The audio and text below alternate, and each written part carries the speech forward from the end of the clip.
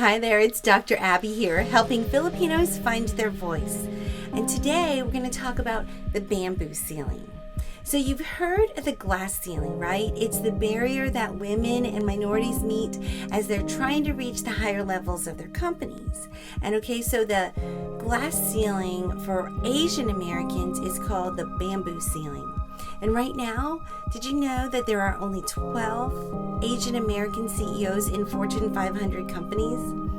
If 38% of Filipino Americans have their bachelor's degree or higher, compared to only 20% of all Americans, then why is it that only 2.4% are making it to CEO in those Fortune 500 companies? Well, let's take that apart.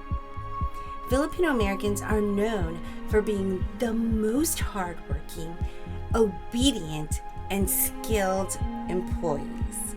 If you had a company, let's say a lemonade stand, and you had 3 Filipino employees, Huey, Dewey, and Louie.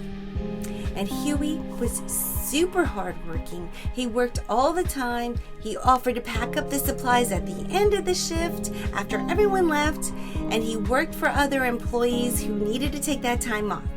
He was a worker bee. Then you have the most obedient and compliant employee, Dewey. He does anything you ask him to do without question and without complaint. He never takes shortcuts. He always does things by the book. You never had to wonder if he was pouring larger quantities for his favorite customers. He did not clock out early or take breaks that went over his allotted time.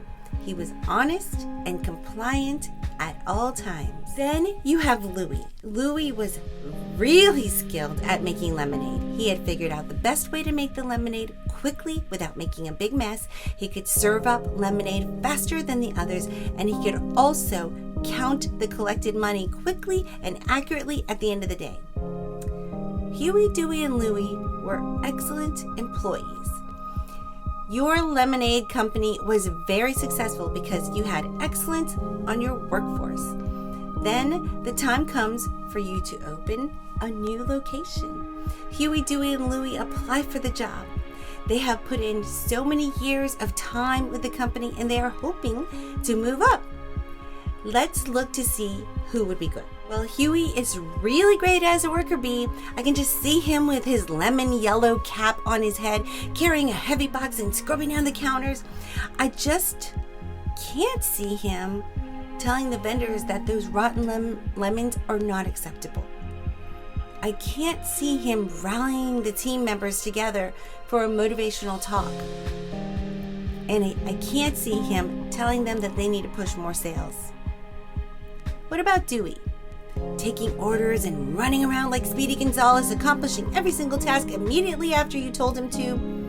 I cannot see him communicating with investors about future expansion. I cannot see him dealing with an angry customer or reprimanding that lazy worker. And then lastly, we have Louie, who has that innovative mind, but he does not share his ideas with everybody else. There is no doubt in the world that Huey, Dewey, and Louie are the cream of the crop, backbone of the company, indispensable. But if you were the boss, would you select them for the new supervisor position?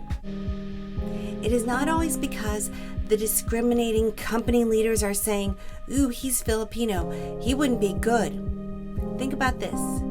If you had all that it takes to rock that executive position and make the company successful, the person who would hire you would want the honor of being the person who chose you, the rock star who would make the company successful.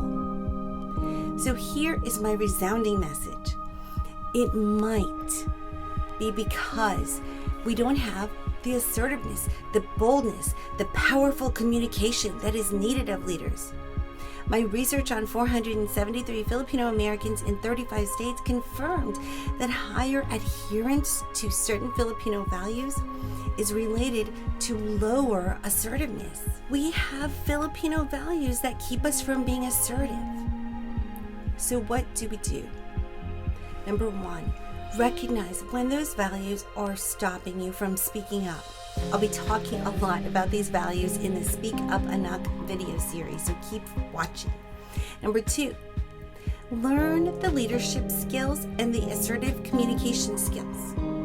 Number 3, practice speaking up every day, even by going back to the fast food counter to get those extra pickles on your burger because that is what you ordered. Do these 3 things and you can build the skills to break through the bamboo ceiling. If you liked this video, I would just love it if you would subscribe and share this with your friends. Make sure you sign up to get on that email list. Go to drabbyhamilton.com now so you don't miss all the great things coming soon. And thanks for joining me today. Go out there, speak up, Anak. It's time to let your light shine already.